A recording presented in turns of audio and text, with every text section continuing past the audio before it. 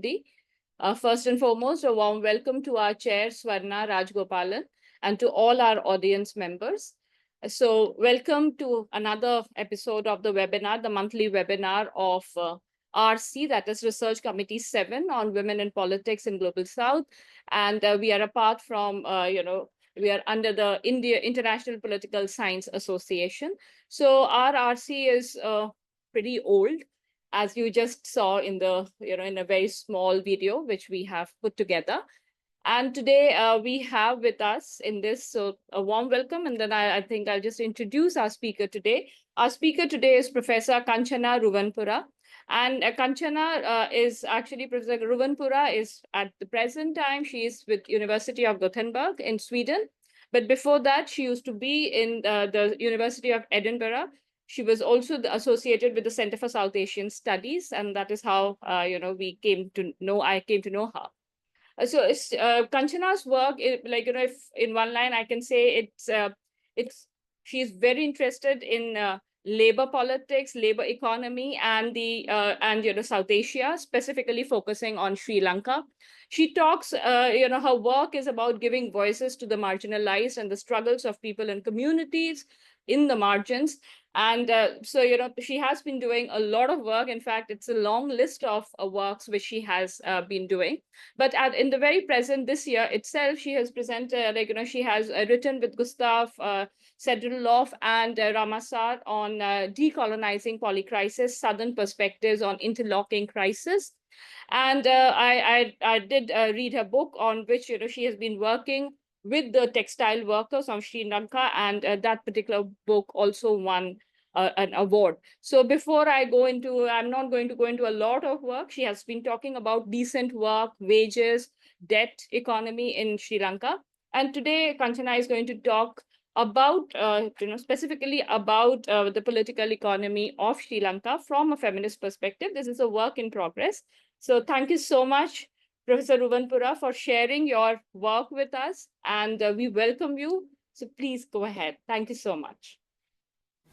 Thank you, Papia and Swarna, for inviting me and having me here. I was a little bit apprehensive because I'm not a political scientist. My initial training was in economics. And then, of course, I've kind of, by the way, got a job in geography, development geography, which I call it like on-the-job training for the past 15 years or so. So as Papia said, my work initially really for the past decade or more has been on labor politics in Sri Lanka. I kind of got drawn into this terrain of looking at the sovereign debt crisis because of my initial training in economics. There was no kind of heterodox or alternative voices in Sri Lanka when the debt crisis emerged. And what I'm doing today is really kind of trying to give a sense of how I think the feminist politics are working out and the struggles around it when we are looking at the debt crisis in Sri Lanka. It's really some comments, and what I'm really hoping to do is have a conversation about what I think are the key and salient points. So let me share screen. I'm using my earphones right now, but I'm going to remove it because I'm also going to start with a clip of a film in Sri Lanka, which I want to kind of allude to kind of make the connections that I'm hoping to pursue. So let me just do share screen and go play from the start. Everyone can see it. Yes, we can see it. We can see it. Okay. So I've kind of titled it slightly differently, Sri Lanka's Debt Crisis and Feminist Political Economy Perspectives, and I see this as a conversation. Now I'm going to remove my earplugs because otherwise you're not going to hear a little bit of the film. And to give context to the film, this is a film that was released in Sri Lanka. It is about, Nimalka Fernando I saw is in the audience. It's about a film to do with Manorani Sarvamruthu, who was part of the Mothers Front. And I want to kind of make some connections. That's why I want to show a little bit. It's a trailer to the film, but you just get a flavor of the long durée of Sri Lanka's politics when it comes to issues around rights and rights around the economy as well. Okay.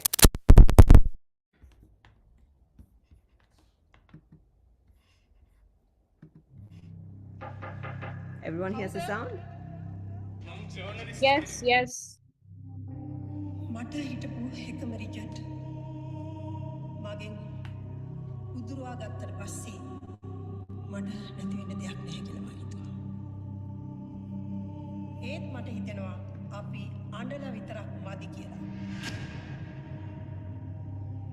සම්පූර්ණ නම මොකක්ද? මනෝරාණි සරවණමුත්තු. Mister මිසිස්ද? Doctor මනෝරාණි සරවණමුත්තු. මේක මගේ ආණ්ඩුවටත් මහා නින්දාවක්. මේක මුළු රටටම වෙච්ච පාඩුවක්. ඇබ්සලට් මයි සන්.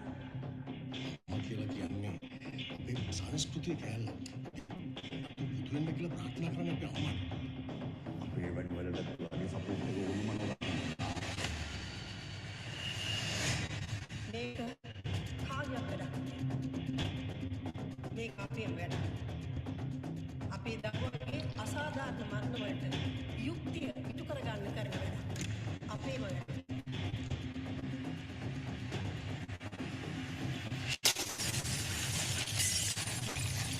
ඒවල ඉඳලා හොයාගන්න බැරිද? ත්‍රිදරක් නෙමෙයි රට හැමතැනම ඉන්නේ.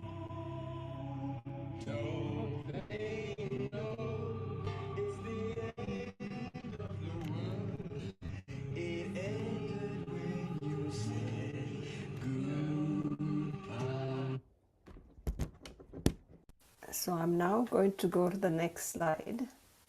So one may wonder, what does this film, which has to do, everyone hears me still, right? Yeah. So one may wonder, what does this film about Manurani Saramuthu have to do with Sri Lanka's current debt crisis, or how the government, or several governments, at least two governments, are trying to resolve it, right? And this is, and I want to kind of draw out this longue durée in a sense, because Sri Lanka's debt crisis occurs in the backdrop of a long political crisis that hasn't also been resolved. And I want to kind of draw, if you kind of look at, if you all one day, I hope you all will see this film, because I do think it's at one level a really great film, because it brings out the kind of connections between the public face of protests in Sri Lanka, but also the social reproductive stuff, right? The caring that goes on. This is also intimately connected to the debt crisis, right? So that's some of the kind of threads I want to draw out today, kind of thinking about debt, not just in terms of a sovereign debt crisis, but also in terms of the social reproductive sphere and the ways in which conversations on the macroeconomy and the debt crisis continues to ignore and neglect the social reproductive sphere.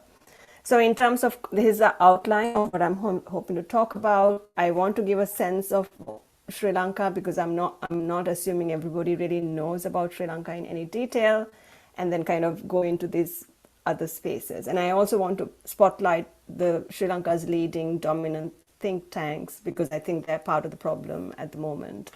So in terms of context, Sri Lanka is at one level, it's an outlier in South Asia, it's an outlier in the global South. Literacy rates are really high.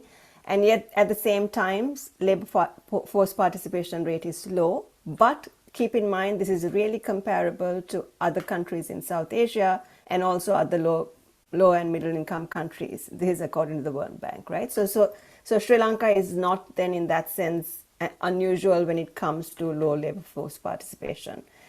But representation in senior and middle management is not great. We have educated women, but our representation is low.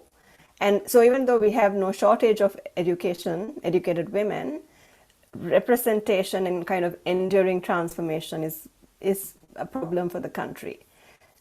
In Sri Lanka, women are also the backbone of our economy. Most of the foreign exchange earned comes from either apparel sector workers, domestic workers, and of course also the tea sector, which is a slip on my part, but also the tea sector, right? So these are three sectors that rely on the labor of women. And yet only 7.7% of women are in the formal sector. This is according to a study by the Institute of Policy Studies. So most of them are in the informal sector, but this is generally the case for all workers in Sri Lanka, and this is not just a gendered issue, right? Part of this means a study done by the UNDP in 2023, so this was after the economic crisis unfolded, they point out how some 55.7% of Sri Lankans are what they call multidimensionally vulnerable.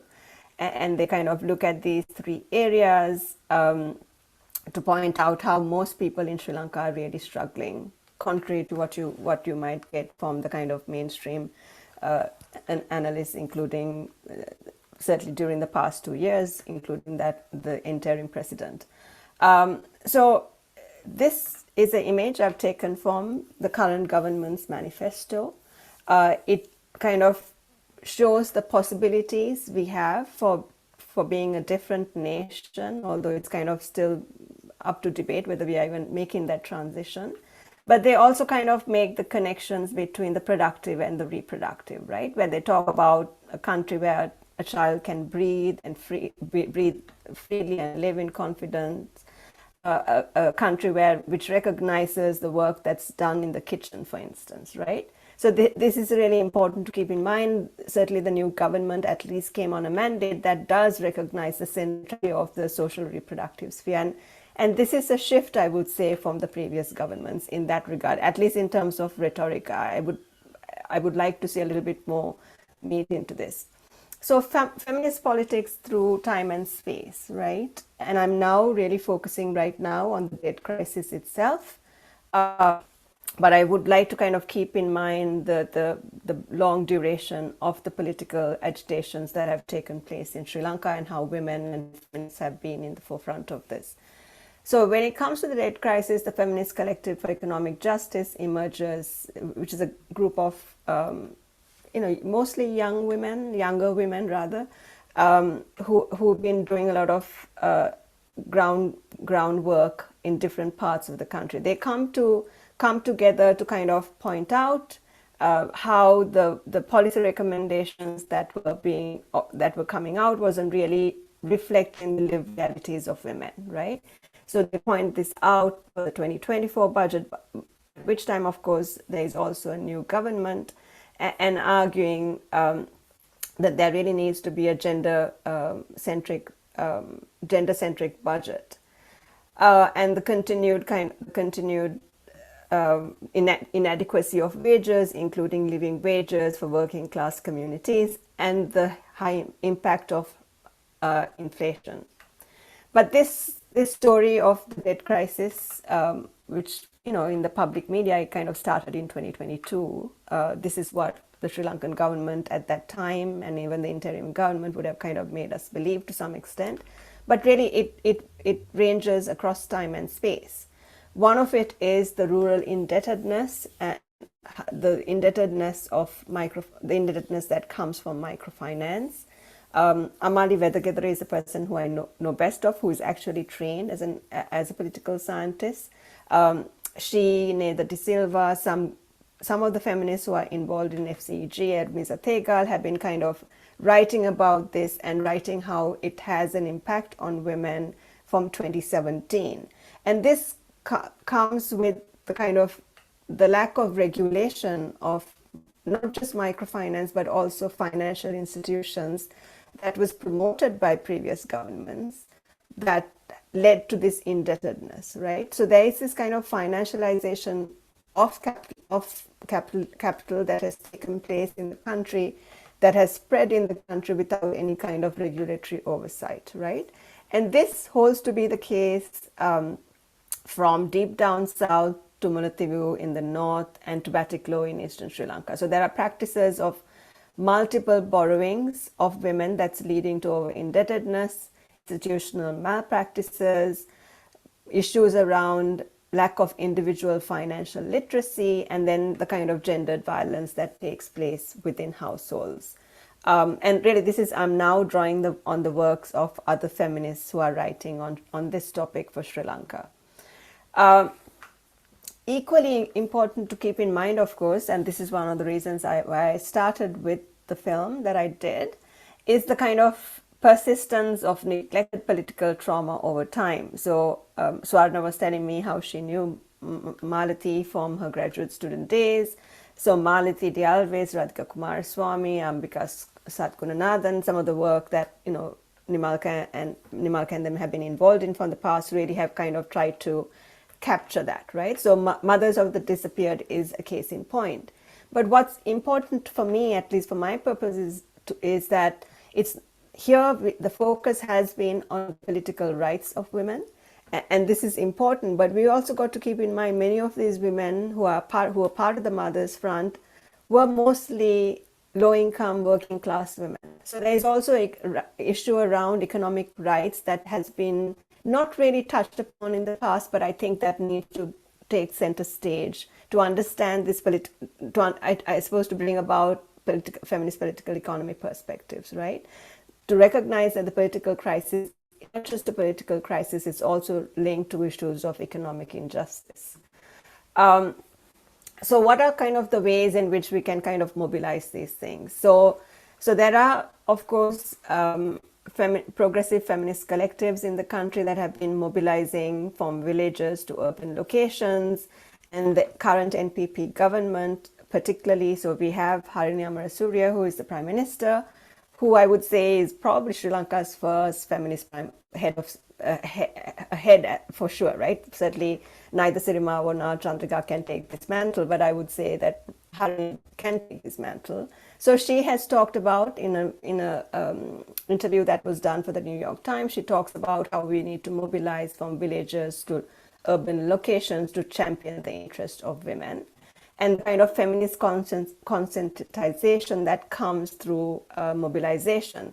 The new NPP government has also introduced women's committees and trying to get feminists and women to be represented in that. And they see these as grounding kind of feminist social transformation that's important to enable feminist policy processes. I think these are important initiatives. I don't want to downplay that, but I also want us to be like much more attentive to how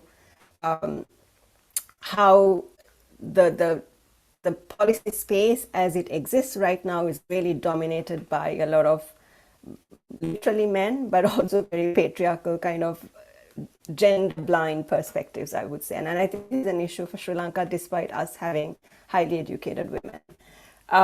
So if we think of the debt crisis in Sri Lanka and the kind of role the think tanks have played in the debt crisis, but also more generally, I mean, you get a lot of literature in the UK that's coming out that's saying that we need to think about the role of think tanks that have so far not been under scrutiny by academics as much as they should, but the pivotal role they play in influencing policy. So in Sri Lanka, the three main dominant think tanks I can think of, they're all on the right wing of the political spectrum, some of them even libertarian, and they actually outwardly say this. The kind of funding streams they get from also is reflective of this, right? And I'm spotlighting them because I think the ways in which IMF policy operates also is enabled by what goes on within a country, right? The IMF doesn't operate in some kind of yes, it's in a sense it wants to promote a universalist agenda, but it's able to do that because there are vested interests within countries that actually kind of promote this perspective, right? So, and this is not my work. There's plenty of feminist work from Argentina to in South America to the African continent, which has shown that IMF and its policies are highly gendered, right? Because of the impact, and this has also been in the case in Sri Lanka. So early feminists like Swarna Jayavira, Chandra Rodrigo, they all showed this work for Sri Lanka, right? That it has impact on women workers through the kind of retrenchment of formal sector jobs, the ways in which austerity policies pass on the burden of unpaid work to the state. And this holds for Sri Lanka as it does for other parts of the world. And this, you could see this happening in Sri Lanka during the debt crisis, right? So one of the things that during 2022, 2024, when the previous president, Ranil Wickremesinghe, was in power, some of the things he was trying to do was to really push reforms in areas where women dominated, right? And so hence gender blind, gender exploitative even, right? So although the labor reforms were kind of suspended, didn't really go through, and it's, let's see how the new government do it. So one was trying to reform labor laws. The other was the domestic debt restructuring that took place in Sri Lanka. Sri Lanka is, from my awareness, was the only country that was undergoing a debt crisis that pushed through domestic debt restructuring, or what is also called domestic debt optimization. I'm also saying the only country because, contrary to what is said, especially in Sri Lanka, there are 53 other countries that are going through a debt crisis since 2022, right? This is according to the UNDP. This is not something I'm saying. This is according to the UNDP. There's a UNDP study which is too little, too late, and they point to some 53 countries that are either highly indebted or are going through a debt crisis of some variation, right? Sri Lanka was the only country where the domestic debt restructuring was literally pushed through by Ranil Wickremesinghe's government. And whose back was this on? This was on the back of women workers in industries like the apparel sector, the tea plantations, who are really paying the burden of this. And these are also workers who have never been paid a living wage, often don't earn a living wage, right? So he was passing on the sovereign debt crisis, which is actually external debt crisis. It's a dollar crisis, but he was trying to address this by restructuring the domestic debt, right? Which really IMF really shouldn't be interfering on, because it is a rupee crisis, not a foreign crisis. And domestic debt optimization doesn't anyway help gain current dollars to be paying back our debt anyway. But this was to kind of pacify the IMF and the Western creditors, to show that Sri Lanka was serious about tackling its debt. But it was done on the backs of women, and this is the point I really want to make, right? And this was also, of course, enabled by this kind of think tanks that exist in Sri Lanka, which are mostly male bastions. They're incredibly well connected to neoliberal kind of outfits, especially in the USA, but all over the world. So they're funded by right-wing groups such as the Mont Pelerin Society, the Atlas Network, the Temple Foundation, which is actually a Christian fundamentalist organization in the USA. I want to do this partly because I want people to get a sense of how IMF sometimes is able to push through policies. Part of it really has to do with how the institutional apparatus within the country is welcoming towards IMF policies, right? So you have this kind of pushback from the ground, which are like, part of which is kind of feminist, with the feminist impulse, others, by unionists, so with a labor rights impulse, and that also, of course, human rights impulses against this. But that is really not the mainstay that certainly the governments in the past have relied on, right? And these think tanks are also incredible at citizen engagement. I mean, during the debt crisis, there was this really neat, and I would say it is neat, a really neat clip done by a comedy group called Dino, and I forget who the other person was, which was about how Sri Lanka was undergoing, how Sri Lanka was a patient that was in need of emergency surgery, and the IMF was the only kind of global body that could come and kind of revive this patient. So it kind of tries to naturalize the role of the IMF. It does two things. One is that it does at least two things. That is one. The other, of course, it made it sound as if Sri Lanka's debt crisis was of its own making only. And I don't want to downplay the script of policy mismanagement, because I think that was very real. But I also want to point out that there is a neglect of the global financial architecture, that if we say it's only Sri Lanka's policy mismanagement that gets displaced and neglected, right? And that's a bit I want to kind of for us to think about it. If there are 53 countries that's going through a global debt crisis, what is it about the global financial architecture that facilitates this crisis, this debt crisis, which is not a one-off, right? We've had multiple crises in the past 50, 60 years. So we are kind of in the midst of it again. The last big initiative, which was a pushback against this kind of unjust global financial architecture, was 2000. during the Jubilee campaign, then when they kind of managed to, there was an agreement on the highly indebted poor countries, and there was massive financial debt cancellation that took place. But that hasn't really happened this time, even though the lending is much more reckless, and the interest rates that are that are charged are huge, right? Especially by the financial creditors. And this is work that people like feminists like Jayati Ghosh have done, and they keep pointing out all the time.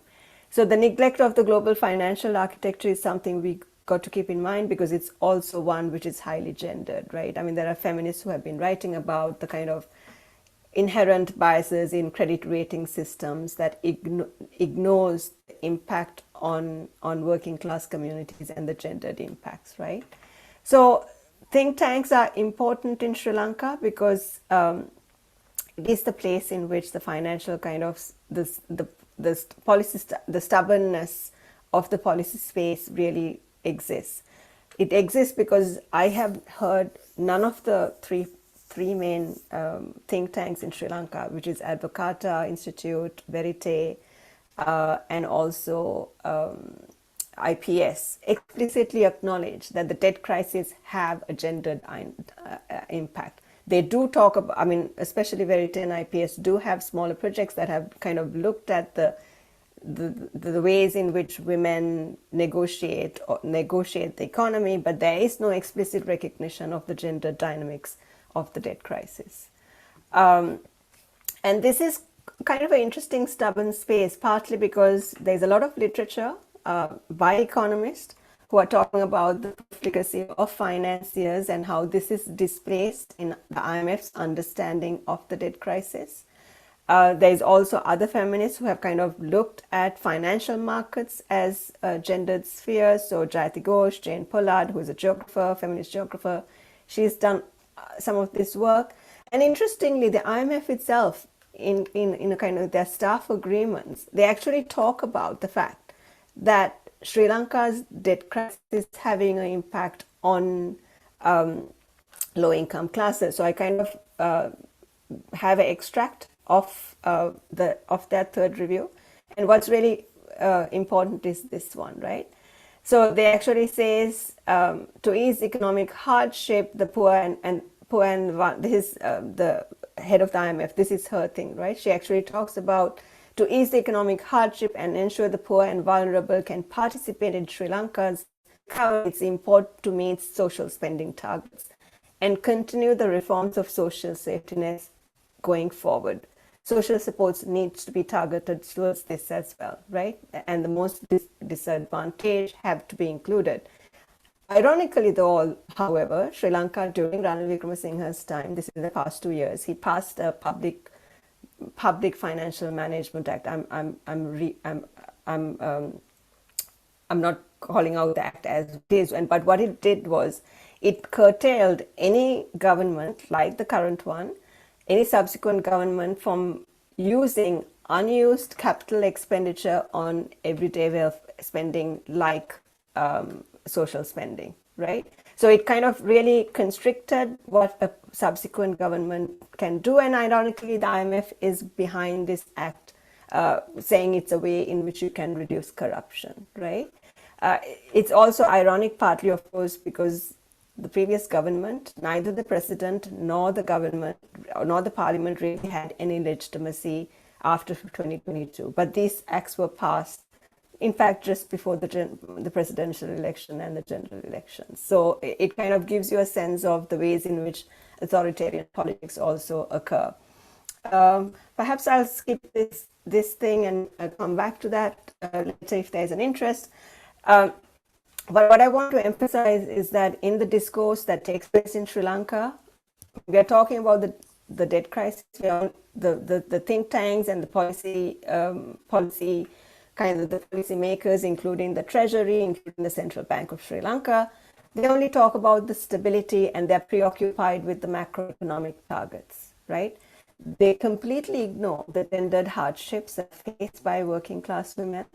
The fear and stress on working class women are ignored, and of course the embodied ways in which the debt crisis impacts women, of course, equally ignored. I mean, I can talk about this a little bit more during the question and answer sessions because I don't want to take too much of time. So in terms of kind of tentative thoughts, so feminist practitioners kind of exist at the grassroots level and kind of at regional level, but their presence in the national terrain is really quite limited, right? And so representation matters, but not, in the ways in which, not just at the local and national level, but or rather not just at the local and regional level, but also at the national level, right? So I would actually say, for the first time, we not only have a feminist prime minister, we also actually have a little under 10% of our parliamentarians are now women, gone from, is it 10%? No, I'm making a mistake. I think, sorry, it's 5%. I think it's gone up from what it was before. And many of them, I would say, are feminist politicians, not all, but they really have to be at the forefront of agitating for this change. We are 1 year into this new government, and I'm a little bit cautious. I'm not necessarily seeing that gusto that they promised at the beginning of their tenure. Which I understand, of course, is because, of course, they're kind of saddled with a state apparatus where, acolytes of previous governments still kind of are at the helm. But that shift also really has to take place. It also has to take place because that's the only way in which we can start recognizing that debt is a gender issue. It's not just a macroeconomic issue, partly because the macroeconomy also has gender impacts, right? And this is, it's kind of important to emphasize that, partly because there is emerging literature which is kind of pointing out that it's not just the impacts that are gendered, but also the ways in which the economy is thought about itself is really gendered. So I've spoken now for about 35 minutes. I think I'll stop there and then open the thing for questions and any kind of comments anyone has. Thank you so Thank much, you. Kanchana. Thank you so much. That was because, mostly, we keep on hearing about debt economy and Sri Lanka and the Aragalaya, but, a lot of us do not have this kind of a background about, how this thing has happened and what it is. Oh, I'm sorry. I did not open my camera. Oh, so, I think, so thanks a lot for giving us, in a very, very small time, a kind of a synoptical view of this entire thing, because the background does matter. And I am now just going to open the floor for questions. I have some questions on my own, but yeah, so please write your questions on the chat box if you want to, and I'll read those questions, and Kanchana will be happy to answer or respond to them.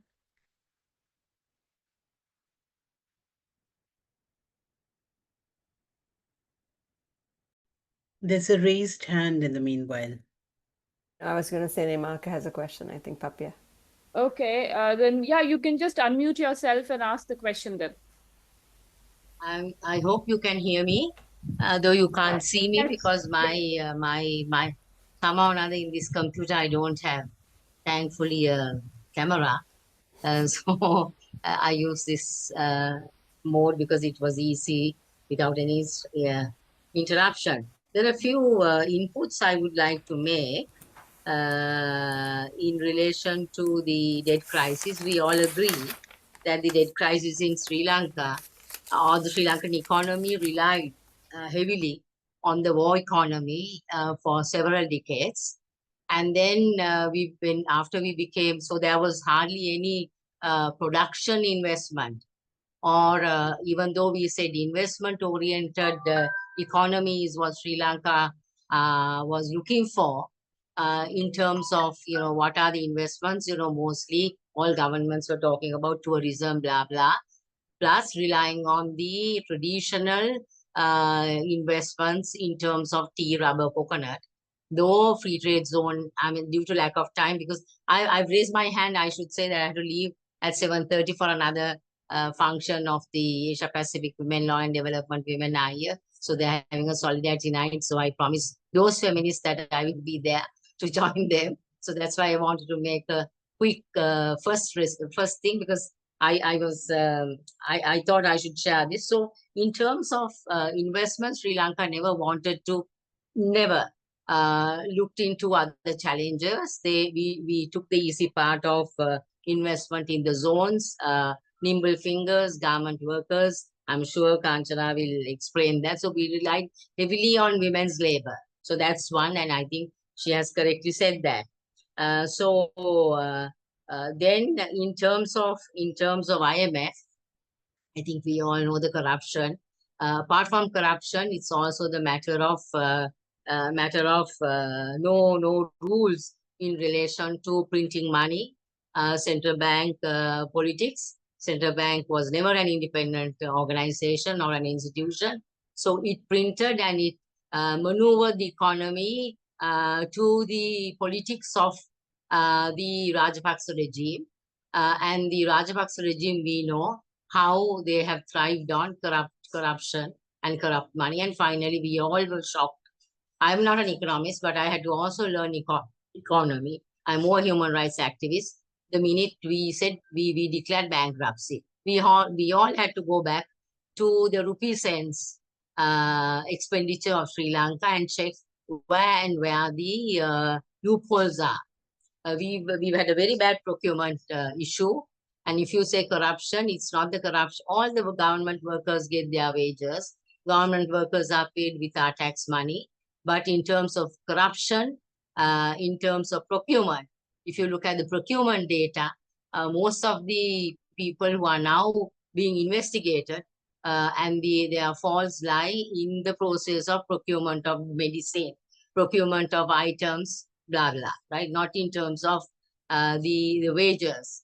The second issue, so that was, and it's a part of bad governance. I mean, even in terms of economic crisis, we say it was bad governance. So politics of economy is also the fact, or the economic crisis is very much linked to the autocratic, hegemonic power regime that we had in Sri Lanka. So we had a crisis. We had an interim government. So and the other thing is China. It is easy to borrow from China, and it is easy to borrow from Exim Bank at lower interest rate and get out of auditing. And I think this is something that economists must understand and realize what happened in African countries. It was easy for the Rajapaksa regime to borrow money, relying heavily and making China their great ally.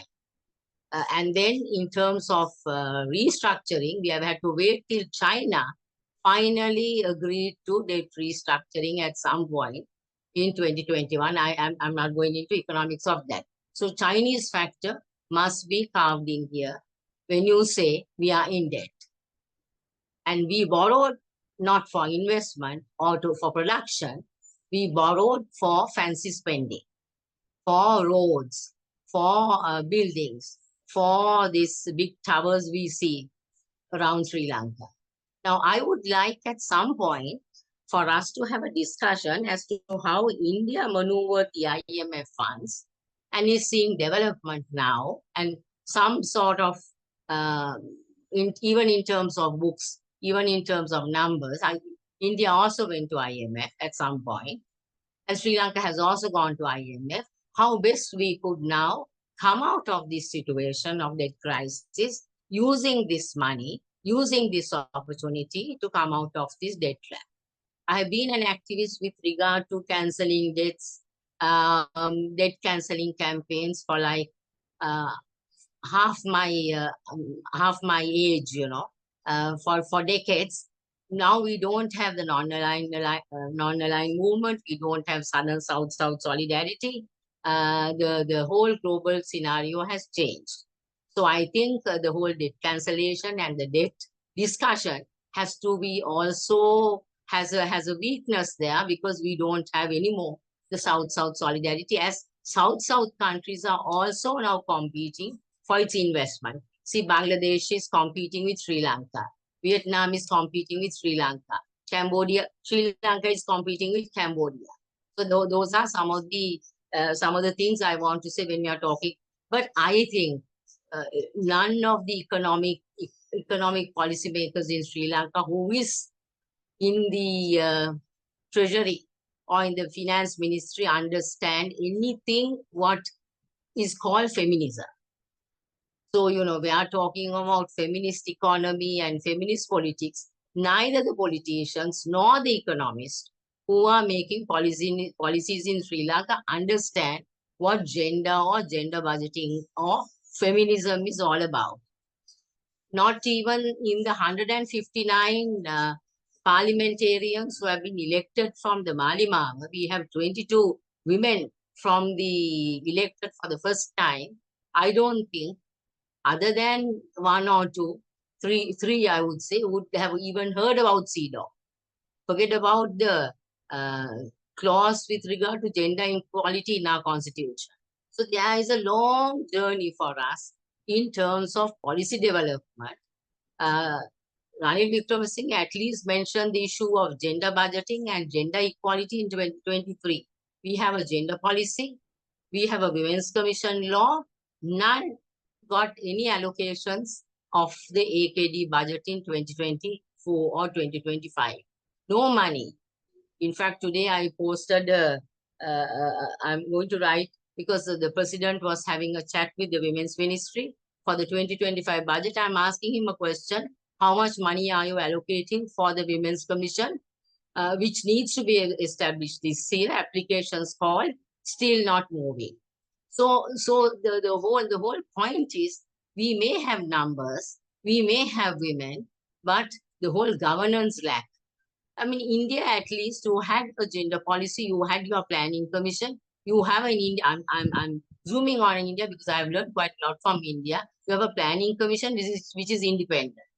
Your policies don't change every 5 years, right? At least to have a gender budget, huge resource and literature, which I learned from India. In Sri Lanka, we had a gender budget during Ranil's tenure in 2000, which was supported by UNIFEM. That's the only gender budget analysis that I have seen by way of resources in Sri Lanka for the last 2 to 3 decades. That's the only document on which I rely when I have to deal with policymakers. Here, look, UNIFEM did this gender budget for Sri Lanka. This is the feminist kind of economic thing that we should follow.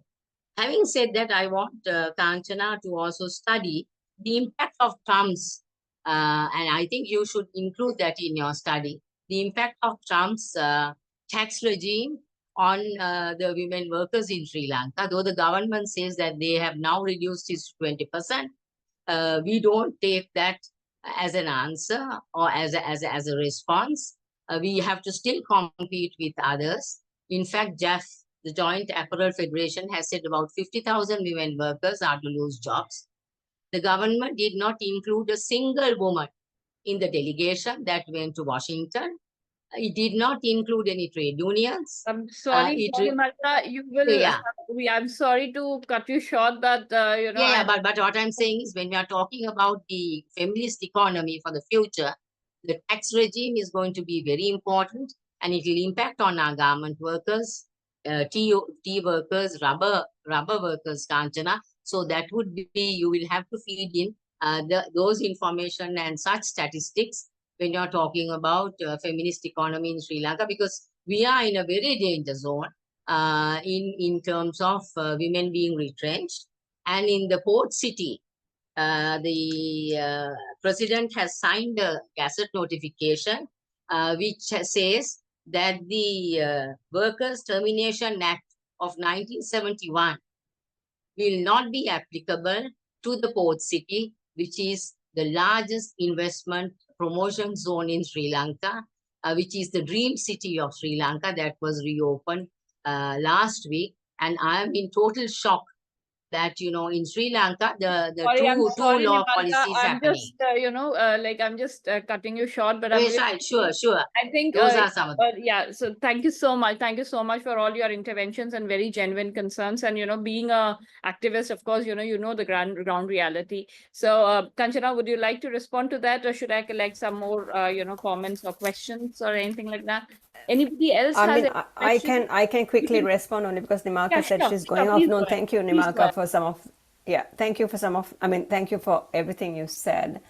Some of them concerns me. I'm surprised that the TAVE Act has been suspended for the port city, although this was in the works from Rajapaksa's time. But I'm surprised that the NPP has actually gone through it. One of the things I want to really point out, actually, a couple of things. First, I mean, yes, I don't want to neglect corruption of the Rajapaksa years, but this is not just the Rajapaksa years. This has been going on for decades in Sri Lanka, right? So, and I think, I mean, and I don't want to kind of downplay that. But one of the things I also want to point out is that this is not just Sri Lanka's debt, this is the global debt. Most of it doesn't come from China. The bulk of it comes from Western financial markets, right? So the corruption we are talking about is not just the corruption within countries, but also the corruption and the complicity of financial markets to lend to countries like Sri Lanka, where they knew there were authoritarian governments, where they knew human rights were not being upheld. There is, in fact, a World Bank principle called the Equator Principle, which says lenders have a responsibility to ensure that they're lending to countries that where the money is going to be used for the benefit of the people, right? So China is, I think, we owe something like 20%, or depending on how you count it, 14 to 20% of our debt is to China. A bulk of it, another 40% of it, is to the Western creditors. And I don't mean the countries, I'm talking about financial markets here, right? So the corruption is not just a corruption within the country, but also a corruption that connects the local to the global, right? But I mean, I'm sure there are others who have to ask questions, so I don't want to respond to everything. But you raised a lot of fabulous points, and really thank you for that, including the tariffs and the impact on it. And I agree with you wholeheartedly. Countries in the global south have to align together, especially at this moment globally, right? I mean, Trump and what's happening in Europe is not, it's a force for concern, because these are fascist forces that's on the rise, right? And we have to kind of be aware of that. Thank you again, Imalka. Thanks. Anyone else? If they have Anybody else questions. has any question or comment? No one? Okay, then I think, Swarna, can I ask, then I should ask a question if I have? Yes, so Kanchana, I was just, intrigued by this thing about, the right-wing think tanks, right? I really find that quite interesting. And we are seeing, it's not a very recent phenomena in India, but it's going on for quite some time now. And, when you study or read about Aragalaya, it was like, a lot of Aragalaya also got funding from outside. The diaspora did, fund. Okay, that's what we have been hearing and reading about. So when you talk about these these think tanks, Templeton Foundation and Atlas Network, and they are getting so much funding from the right wing and from the diaspora, and becoming and how they are very patriarchally and embedded. It's what would you say, what is your comment that because the entire globe is moving, it's not moving, it's already moved towards right wing. It's very, very lopsided, and we are in many ways, like the future of feminism, I really don't know, because now we have, even in India, we have books about how to become a good housewife. So what will be your comments, like are we, do you have any kind of should we be hopeful about something coming out of it? Because sometimes me and my students are very dystopic, what's happening in South Asia specifically, and also the world around, with right wing coming in, and, specifically with political economy. So any of your comments, you have any kind of, response to that? Yeah, Papi, I also just realized there is a comment from Emmanuel Blanco on the question as well. So I will,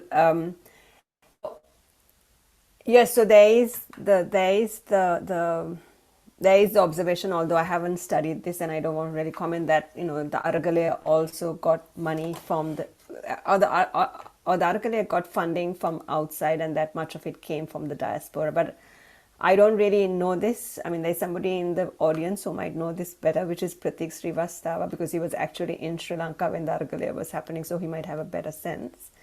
My concern with the right-wing think tanks, and these think tanks are really in the economic policy sphere. They don't really talk about human rights. This is not their purview, although Verite does a little bit of that work, right? But their purview really is the economic sphere.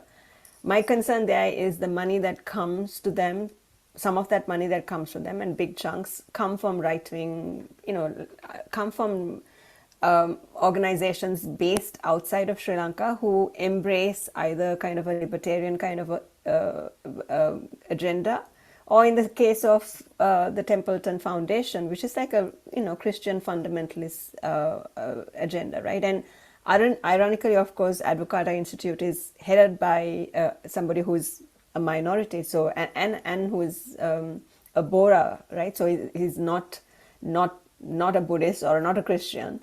So to me, sometimes I think how the ways in which economic interests really over determines, to use kind of Althusserian language, over determines all these other kind of interests, right? The class interests, the kind of alliances of class interests that come together. I think that's what I was trying to point out. I'm sure in India there are, right-wing think tanks that are probably much more in the kind of the Hindutva realm, but I was trying to point out to kind of the right wing of the economy, and of course these do align very closely with authoritarian governments. I mean, Ranil Wickremesinghe, I don't know if Nimaka is still there or not, but Ranil Wickremesinghe wasn't elected to parliament. He didn't have any legitimacy. The parliament itself didn't have any legitimacy, and passed a lot of laws during that time, which is really regressive for the country in the long run, right? Which is regressive for the interest of the people in the long run. But hold on, so let me now go to. There's another question. I know, but let me answer Emmanuel's question. So Emmanuel says, Emmanuel, thank you for being here. Yeah, so what kind of policies do you suggest that so that women are not disproportionately burdened? I think the first thing would be to recognize how particular kinds of policies have an impact on women. We need to do that study first before we come up with the policies. Instead, we do the policies and then we think about the impacts, right? I mean, for instance, really the domestic debt restructuring was not something that needed to be done in the case of Sri Lanka, right? So just not doing it would have ensured that women were not going to be burdened further. That would be one, right? The other would be to kind of recognize, and so in this sense, the UNICEF gender budget that Nimalka was talking about, recognizing how women in the domestic sphere contribute to the economy. I think that too is something that needs kind of recognition. The Scandinavian countries do this gender, I think it's Norway really that does this gender budgeting on a regular basis to understand how women contribute to the economy. That we need to do kind of pushing for that kind of work in the global south as well, right? So somebody else, is it Chelsea who has a question now then? I hope I answered your question, Emmanuel. I think yes, that was one. So Pratik also has a question, and then Chelsea, yeah. I can see Pratik's question. Hi, good evening, Professor Kanchana. I'm Chelsea from the Philippines, so I'm not from Sri Lanka. So I would really love to hear your comparative thoughts on what if women of Sri Lanka, from the grassroots to institutions, have been heavily involved in major decision making concerning nation borrowing prior to debt accumulation at present. Do you think it would have drastically changed the course in Sri Lanka is navigating now, especially that you mentioned that women actively are literate and play a huge role in Sri Lankan labor economy? Yeah, Chelsea, no, thank you for being here. No, I think it's a fabulous question, and I would think we would be drastically on a different route, right? I mean, I don't think this is pertinent just to Sri Lanka. I think it's pertinent to many other countries in the global south. You see this a lot in Argentina, for instance. Feminists really have been at the forefront trying to agitate for a different package. And part of it is, as Nimalka said, that there were no women who went, for instance, on these dedications. I mean, this in itself is a problem because although women themselves don't have the kind of feminist consciousness that needs to have, but I think they can bring in a different voice. But if more feminists are at the forefront of policymaking debates, it will make a difference. I mean, I'm almost confident of this. I mean, this is really, you see this most starkly, most evidently in the Scandinavian countries, which is not without their problems, but you actually get much more buy-in and purchase when you're saying, well, we got to be understanding how these are how women are struggling at the grassroots level, right? I mean, in Sri Lanka, the tragedy is none of these three think tanks, none of our policymakers give any lip service to what the women are doing.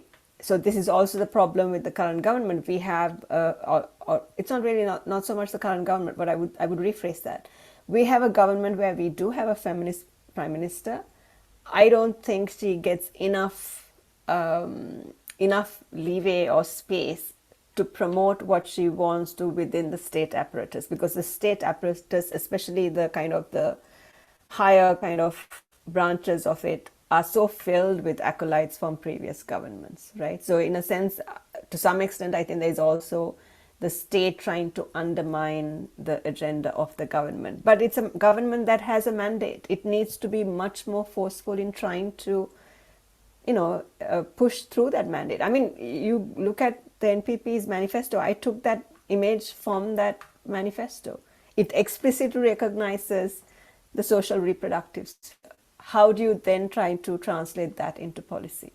I think, political power, when they have it, you have to use it, because my fear is we are going to end up in Chandrika Bandaranaike Kumaratunga's time, which is that you kind of lose the political capital because the status quo perpetuates and people lose faith in the government, right? That's my fear. Sorry, yeah. Okay, there's one. Pratik, yeah. Pratik, Yeah, yeah, Pratik has a go ahead. question. Hello. I Hi, hope you can hear Pratik. me. Hi, Kanchana. How are you? Good, thanks.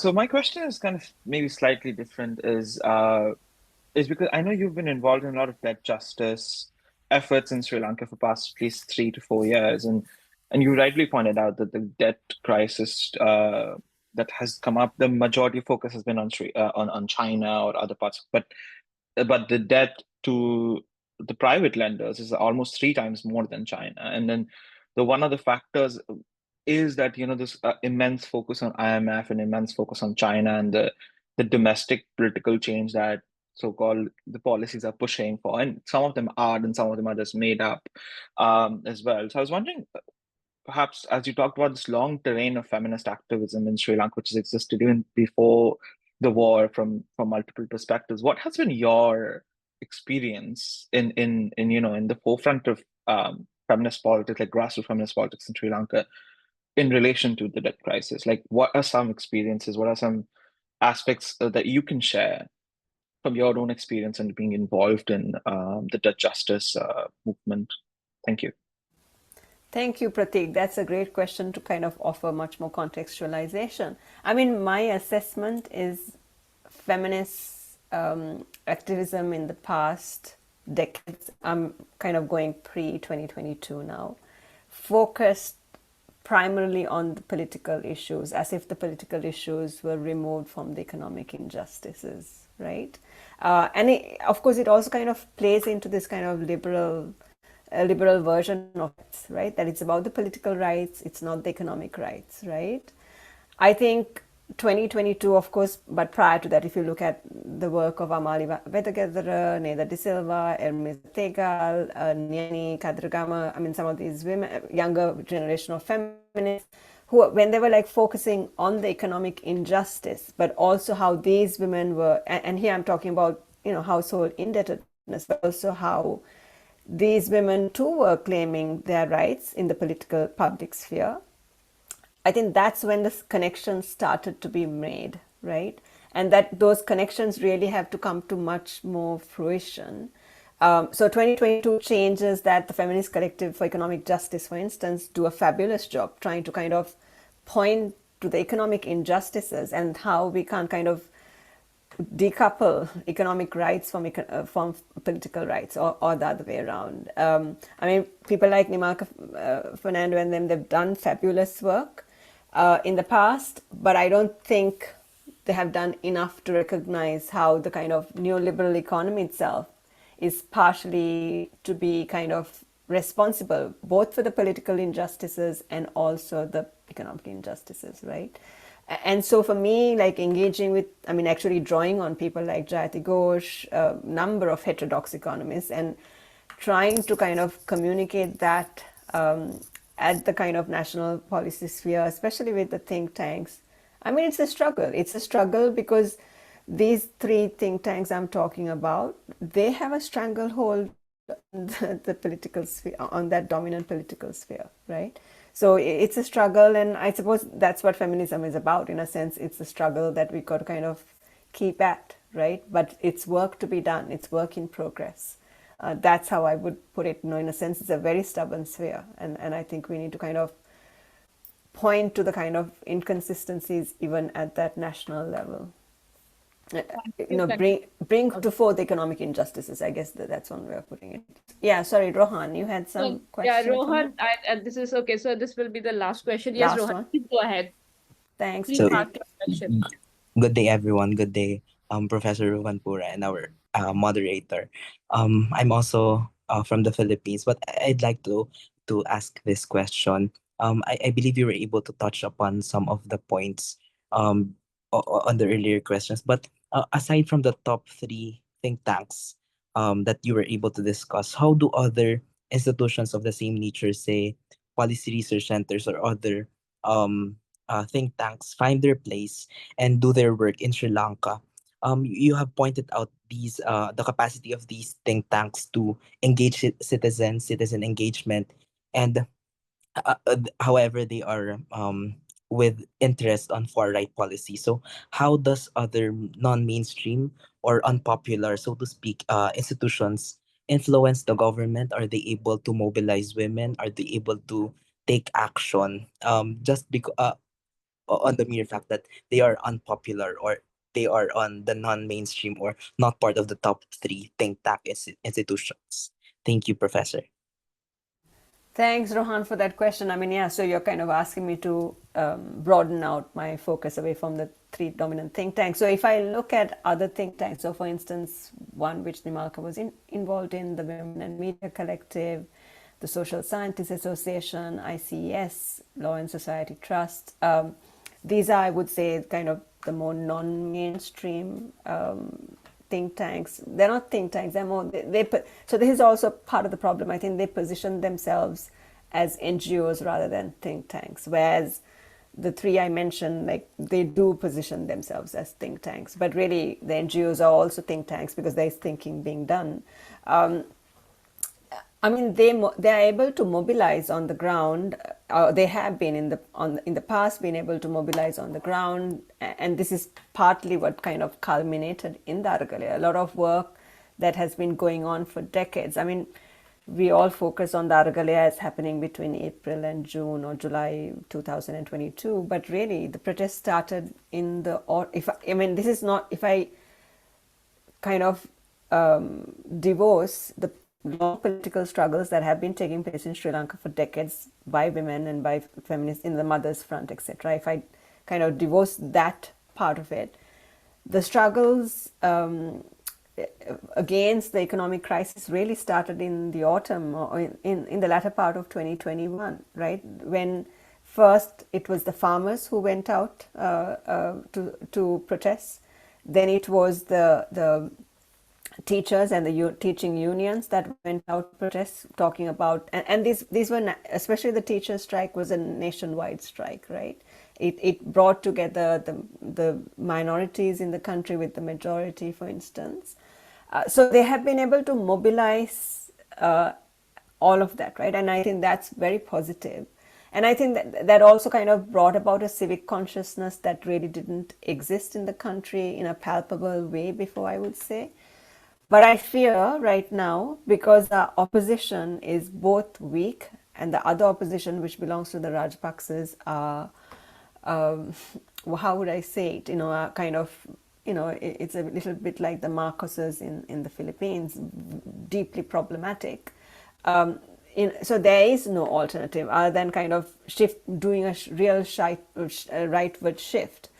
And of course, there is a danger of that. And these these kind of the lack of opposition right now is also a problem, I think, in the country. We in Sri Lanka, certainly we kind of elect a government and we kind of hope they will take care of everything. We kind of abdicate the citizenship responsibilities of holding governments accountable. We really have to keep doing that all the time. I mean, it's not, that's when democracies are able to deliver. I mean, for now, for me, NPP government, I hope it will deliver, but it is not yet delivering in very tangible ways, right? It's not yet yielding to its power bases, which are the alternative groups, right? The Social Scientists Association, Women and Media Collective, Yukti, several of them, right? They're not yielding, or including environmental groups, they're not still kind of yielding to that power base, which is what brought them into power in the first place, right? So you also kind of get a sense of how kind of what's the word to use, the kind of almost a kind of deeply entrenched ways in which like right-wing forces, once they have had a stay, I mean, in the case of Sri Lanka, these are really 4 decades. The Rajapaksas kind of took it to the nth degree. But really, some of this political violence, a lot of it starts with, in 1977, with J.R. Jayawardena and the subsequent governments we've had. Ranil Wickremesinghe was in the forefront of a lot of human rights abuses in the 80s, right? This was against the youth insurrections, right? So, it's 4 decades to kind of, it's 4 decades of rot, but it has to start, and I'm hopeful, but I'm also a little bit worried, I would say. I'm not seeing that change that we really need to be seeing with this government. And they really have, they have 2/3 majority in government. They have, like some 60% of people voted for them. So the people are with them. And that's something I would like to see. So we need to keep mobilizing the people, I would say. I would say all these other groups, which I mentioned, still have to hold this government accountable. I think we shouldn't be complacent with any government, including this one. Thank you so much, Kanchana, and thank you for all the questions. And I think, we just hope that Sri Lanka comes out, and like this particular government, of course, 4 decades of rot, it's very difficult to think about it coming in 1 year. But I just hope, I know when you talk about the entanglement and the stranglehold, so I just hope that it happens sooner than later. And of course, feminism is all about struggle, and it's a lifelong struggle, never ending, and we should not be at all abdicating our responsibilities. So I thanks again for such a it was a talk, I think, which aroused our we knew a little bit, but it enlightened us a lot about what Sri Lanka is going through, and how it is so well connected with a lot of other global south, as well as some global north countries that they are going through. So thanks a lot, Kanchana. And thank you to all the audience, to all the people who asked questions. Thank you so much.